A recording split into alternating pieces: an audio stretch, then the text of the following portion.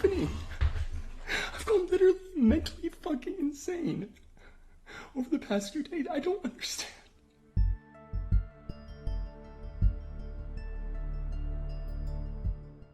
So I hope आप सभी अच्छे होंगे और फाइनली हाजिर हूँ कॉनर मर्फी की फिटनेस जर्नी का एक छोटा सा एनालिसिस वीडियो लेकर, जिसमें हम समझने की कोशिश करेंगे कि आखिर कैसे एक handsome amazing internet sensation influencer और सोशल मीडिया स्टार की हालत मात्र 3 से 4 सालों में इतनी ख़राब कैसे हो गई कि मामला सुसाइड अटेम्प्ट और बाइपोलर डिसऑर्डर तक जा पहुंचा। So as we all know, एक वक्त था 2016 का जब कॉनर मर्फी वाज बूमिंग। चाहे वो उनके यूट्यूब प्रैंक हों, चाहे वो मेगल पर लड़कियों को बॉडी दिखाकर चौंकाना हो, एवरीथिंग वाज गोइंग वायरल, जिसने कॉनर मर्फी को ना सिर्फ यूएस में फेमस किया बल्कि वर्ल्ड वाइड उनकी एक अच्छी खासी ऑडियंस बिल्ड हुई। So 2016 was the best time for Connor Murphy. He was inspiring so many youngsters to build a such aesthetic physique. So हम ये कह सकते हैं कि 2016 was amazing year for Connor Murphy. So गड़बड़ कहाँ हुई? देखिए, जो इंसानियत की फितरत है ना, वो कुछ ऐसी होती है कि जब तक हमारा सर कहीं टकरा नहीं जाता तब तक हम लोग रुकते नहीं हैं। सो कॉनर मर्फी को जो सोशल मीडिया सक्सेस मिल रही थी उसका रीज़न था ऑफकोर्स उनका फिजिक। सो एक अच्छा फिजिक बिल्कुल नेचुरली बनाया जा सकता है, बट अगर बात आती है एक सेलेबल फिजिक की जिससे आप पैसे कमा सकें, so that should be impressive. And not only that, this is not everyone's cup of tea. हर कोई ऐसा फिजिक नेचुरली नहीं बना सकता, and I think Connor Murphy was not one of them. आपका मत चाहे से अलग हो सकता है, बट आई डोंट थिंक कि कॉनर मर्फी नेचुरली इतने ब्लेस्ड थे कि वो इस बॉडी को अचीव कर पाएँ। So to enhance his look और overall physique, he was using something like trenbolone, boldenone, testosterone, HGH और anything else. We can just do a educated guess here. Clear तो हम नहीं कह सकते कि उन्होंने क्या लिया था। सो जब किसी के टेस्ट लेवल हाई होते हैं तो मेंटल लेवल पर भी इसका बहुत सारा फ़र्क पड़ता है, बदलाव आते हैं। You can feel that everything is amazing, चाहे वो मसल ग्रोथ हो, चाहे सेक्स ड्राइव हो, चाहे आपका कॉन्फिडेंस हो या आपकी हिम्मत हो, सब कुछ बढ़ जाता है। आपको लगता है कि आप सब कुछ अचीव कर सकते हैं। और देखिए, ऊपर से ये सब कुछ करना कॉनर मर्फी के लिए बहुत ही ज़्यादा रिवॉर्डिंग था।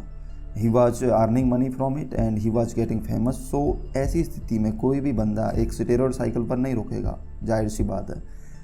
He wanted more and more, and I think यहीं पे प्रॉब्लम स्टार्ट हुई। Somewhere around in the end of 2017 he start losing his hairs. उनके बाल पतले होने लगे एंड मिड 2018 आते आते ये स्थिति और भी ज़्यादा बद से बदतर होने लगी दोस्तों। Now that hair loss became very noticeable, very prominent. Androgenic alopecia, medical term है एक। It was a very panicle situation for Connor Murphy, क्योंकि जो भी एनाबॉलिक एंड्रोजेनिक स्टेरॉइड्स वो ले रहे थे, those were accelerating his hair loss.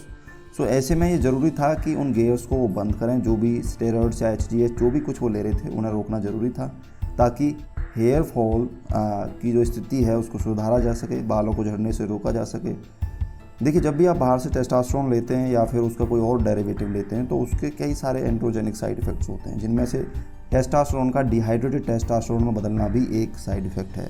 देखिए, डिहाइड्रेटेड टेस्टोस्टेरोन से ही बनता है। देखिए, अगर आपकी बॉडी में ज़्यादा टेस्टोस्टेरोन घूम रहा है, यानी कि आप बाहर से टेस्टोस्टेरोन बॉडी के अंदर डाल रहे हैं, तो डेफिनेटली वो डिहाइड्रेटेड टेस्टोस्टेरोन में भी बदलेगा, और यही डिहाइड्रेटेड टेस्टोस्टेरोन या DHT अटैक करेगा आपके हेयर फॉलिकल्स के ऊपर। As a result you will face androgenic alopecia या फिर मेल पैटर्न बार्डनेस, आप उसको कह लो। अब देखिए, ऐसा भी नहीं है कि अगर आज आपने एंड्रोजेनिक सब्सटेंसेस को लेना बंद कर दिया, यानी स्टेरॉइड्स को लेना बंद कर दिया, तो अगले हफ्ते 10 दिन के अंदर सब कुछ ठीक हो जाएगा। ऐसा नहीं होता है दोस्तों। जनरली इसमें 3 से 6 महीने लग जाते हैं, और ये भी डिपेंड करेगा पर्सन टू पर्सन पर। अगर आप पहले से ही जेनेटिकली प्रोन है टू द एंड्रोजेनिक एलोपेसिया, तो फिर ये ना सिर्फ देर में ट्रीट होगा बल्कि जो आपका हेयर फॉल होगा वो भी बहुत तेज़ी से होगा। And I think that was the case with Connor Murphy. अब देखिए, बहुत सारे बॉडी बिल्डर्स या एथलीट ऐसे हैं जब हेयर फॉल होता है तो वो उसको इग्नोर कर देते हैं। इवन कुछ के लिए तो हेयर मैटर ही नहीं करते, लाइक दवाइन द रॉक जॉनसन हैं, या फिर और भी बहुत सारे ऐसे बॉडी बिल्डर्स हैं जिन्होंने अपने बाल खोए एंड उन्होंने अपनी जर्नी को इससे डिस्टर्ब नहीं होने दिया। But that was not the case with Connor Murphy again. He was a social media influencer and sensation. Looks matter for Connor Murphy. Generally normal लड़के भी जब हेयर फॉल होता है तो वो भी स्ट्रेस के अंदर आ जाते हैं, जिसकी वजह से उनका हेयर फॉल और भी ज़्यादा बढ़ जाता है। सो ऐसे में just to stop hair fall, Connor went out of his gears. उन्होंने जो स्टेरॉइड्स वगैरह वो ले रहे थे वो उन्होंने बंद किया। अब देखिए जब कोई बंदा ऑफ साइकिल जाता है तो उसके अंदर जो नेचुरल टेस्टोस्टेरोन है वो सप्रेस हो जाता है, ये बात सबको पता है। सो सप्रेशन काफ़ी ज़्यादा भी हो सकता है अगर डोज काफ़ी ज़्यादा रही हो। सो अगर ये टेस्टोस्टेरोन एक लिमिट से ज़्यादा सप्रेस हो जाए then you can become prone to anxiety, depression, mind boggling and mood swings. I'm so scared. I'm so scared. I messed up. I messed up big time.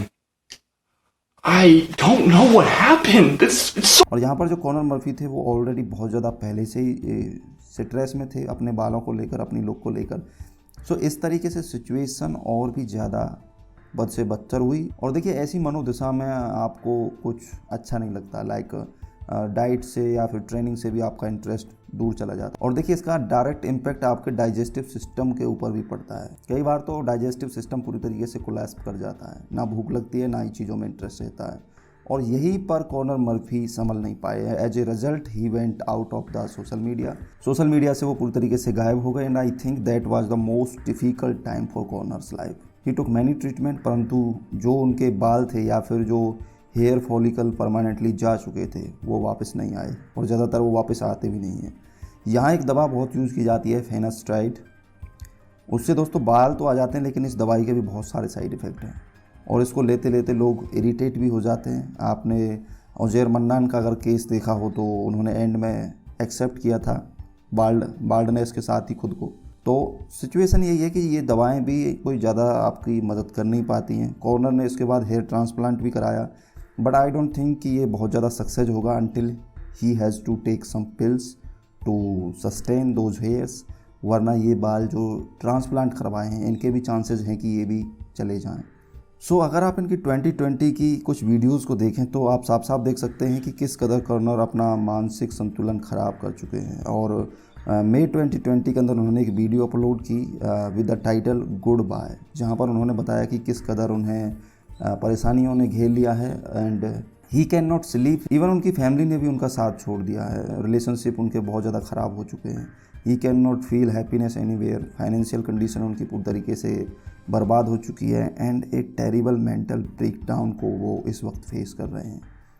That is obvious, क्योंकि कहाँ तो ज़िंदगी में इतना सब कुछ पीक पे चल रहा था उनके, और फिर अचानक से सब कुछ उनके पास से चला गया, उनके पास कुछ नहीं बचा। Still he is trying to fix things and in recent video Connor पहले से काफ़ी अच्छे लग रहे हैं, मेंटली भी फिजिकली भी काफ़ी बेहतर इस वक्त वो लग रहे हैं। कई लोगों ने उनकी मदद भी शायद की है and I hope we can see old Connor Murphy back. And जो लेसन है हम सब के लिए वो यही है कि देखिए ज़िंदगी एक बार मिलती है, इसको अच्छे से जिएँ, ज़रूर वर्कआउट करें, ज़रूर जिम जाएं, चाहे तो किसी अच्छे ब्रांड का एक प्रोटीन पाउडर भी आप यूज कर लें, but please don't go for anabolic steroids और HGH, क्योंकि जब सिचुएशन ख़राब होती है ना तो नोबडी कैन हेल्प यू। क्या पता आपकी बॉडी किस बीमारी के लिए प्री एक्सपोज हो। लाइक देखिए जो स्टेरॉइड हैं वो जिस तरीके से आपकी बॉडी को इन्हेंस करते हैं वैसे ही आपकी बीमारियों को भी इन्हेंस करते हैं। अभी रिसेंटली हमने देखा है कि बहुत सारे फेमस एथलीट और कुछ एक्टर्स की डेथ हुई है, और कुछ के पास तो उनमें से वर्ल्ड क्लास ट्रेनर भी थे, तो फिर भी वो लोग नहीं बच पाए। तो देखो ऐसा है, तो we need to take care of it. और देखो आज का ज़माना यार कुछ ऐसा है कि पैसा बहुत ज़्यादा मैटर करता है। बेशक ये सब कुछ नहीं है लेकिन बहुत कुछ है, और बॉडी बिल्डिंग में पैसा ना के बराबर है अगर मैं सच कहूँ तो। सो आई नो कुछ लोगों को ये बातें अच्छी नहीं लग रही होंगी, बट सच्चाई यही है, और ये बात मैं आपको अपना समझ के कह रहा हूँ। प्लीज़ फोकस ऑन अर्निंग, अपने करियर पे आप फोकस करें, क्योंकि after a certain age only money will matter. पैसा ही आपकी प्रॉब्लम्स का सॉल्यूशन है आज के ज़माने में। ज़रूर से अपना पैशन फॉलो करें, अच्छे से वर्कआउट करें, बिल्कुल उसमें कोई दिक्कत नहीं है, लेकिन please focus on your career. So that is enough for today and thank you so much for giving your valuable time. I hope आपको वीडियो अच्छा लगा होगा। मिलेंगे अगली वीडियो में। Thank you so much.